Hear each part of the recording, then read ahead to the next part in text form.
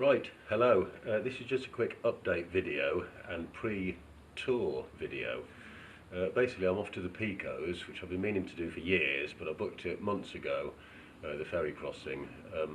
It's now Sunday, and I leave on Tuesday, so annoyingly, I've got a day at work tomorrow, and then I leave after work. I travel down to Portsmouth. I'm overnighting in a hotel in Portsmouth, and then I've got an early start on the Portsmouth to Santander ferry, and then I've got 2 weeks in Spain.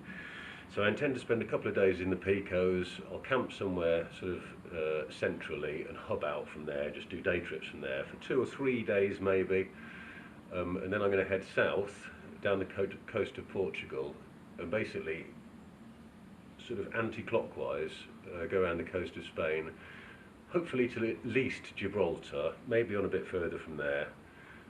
Who knows? So yeah, it'll be moving.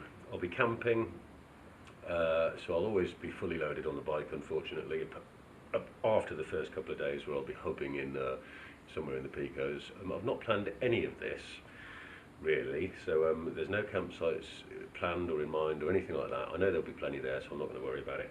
So yeah, I'll give you a quick rundown of the kit that I'm taking. But before that, I'll give you a quick update of projects and stuff I've got on the go at the moment. That is my beautiful CT90. It's a 1970s bike. Forget the horrible exhaust. That's just something I chucked on to, you know, to get it running. Yeah, I'm pretty pleased with this. It's you know, it's taken me a while to do, but it's certainly getting there now. It's a Californian import. It was a complete basket case when I got it, so I'm going to have to. It comes with a Nova, so I'm going to have to muck around with that. I'm not going to go too much into detail on that. It's not finished yet. It's pretty much there, but I'll do a full video on that. I didn't take any footage when I was making it, just because I couldn't be bothered, to be perfectly honest.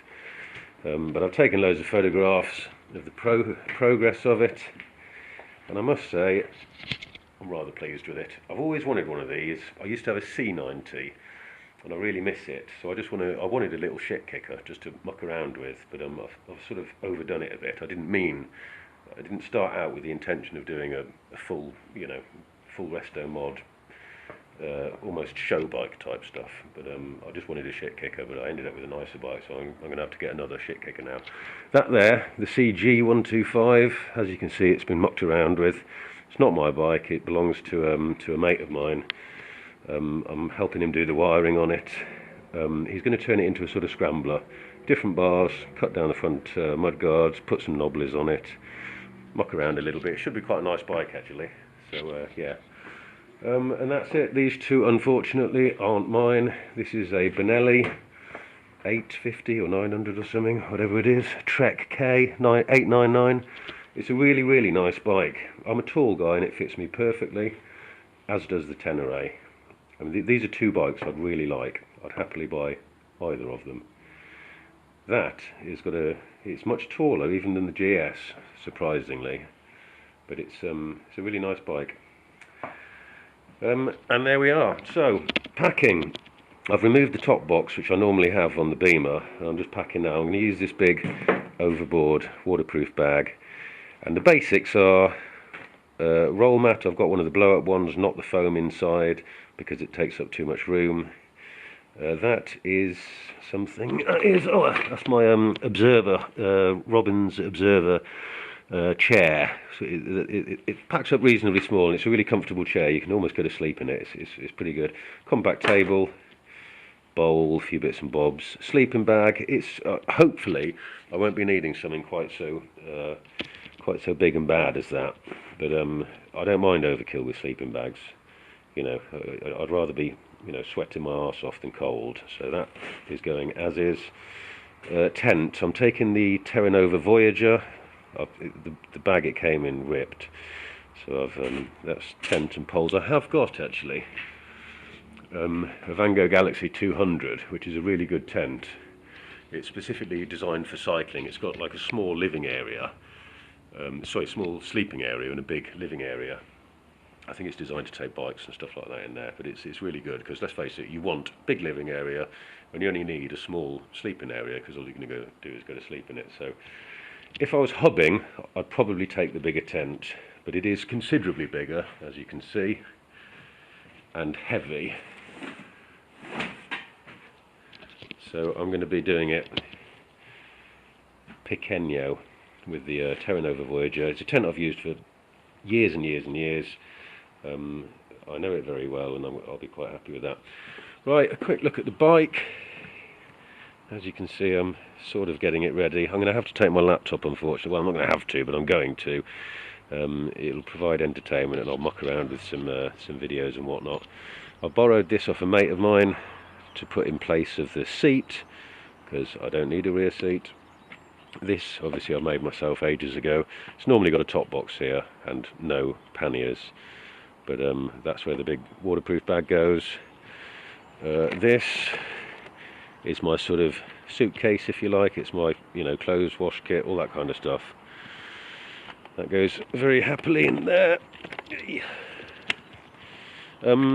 Bike-wise, I fixed any problems that I could. The only problem it's still got is it's got it's a common problem with BMWs this type, the R type. The gear indicator switch, which is mounted just there, if you can see that, right at the back of the swing arm. It's a pain in the arse to get to, and I haven't got to it yet, but basically it gives a false reading intermittently. It'll show you're in, it won't show neutral, so it can be a pain to start the bike. You need to put the clutch in, all that sort of kind of stuff. It's not a big deal, but I do mean to get around to sorting that, but it's it's something I can't really be dealing with yet. I've had to fit auxiliary power sockets here. I've obviously got one there which I normally use, but I fitted another 2 here because this mount for my Garmin Montera suddenly decided that it wasn't going to work anymore, the power side of it. I fluked it out and there is power there, but for some reason it won't power it. So I will buy another one and fix it properly at some point, but at the moment the Montera also takes rechargeable batteries, normal AAs, or it should obviously power from this mount, but it doesn't. But you can just plug in a mini USB and it works okay. So that's going to get me through. Yeah, that's pretty much. I've fitted crash bars. I don't know if I told you about them before, because I do a little bit of off-roading with this bad boy. Only light stuff, obviously. But that's pretty much it for the old bike.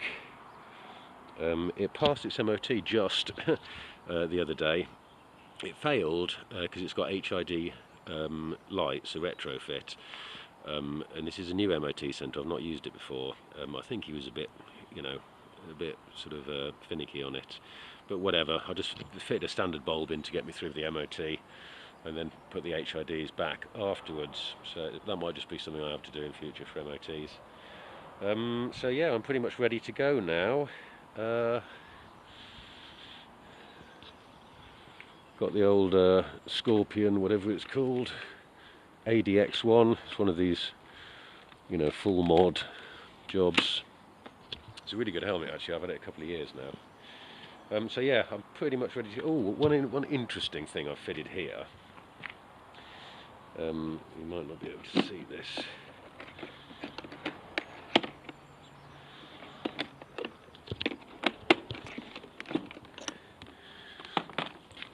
On this bike, I've got a little power socket there. What I've done is I've made a little extender for it. So this plugs into there. I've actually used RF connectors. This plugs into that, which is just a BNC bulkhead, which goes into there. And then I've got this, which plugs into that for a cigarette lighter. So I can have power in the pannier, so I can charge things up, as I'm going securely, if you like. I've used it a few times before when I've been out and about. It works pretty well. So yeah, that's about it. I shall see you on the road. Catch you later. Goodbye.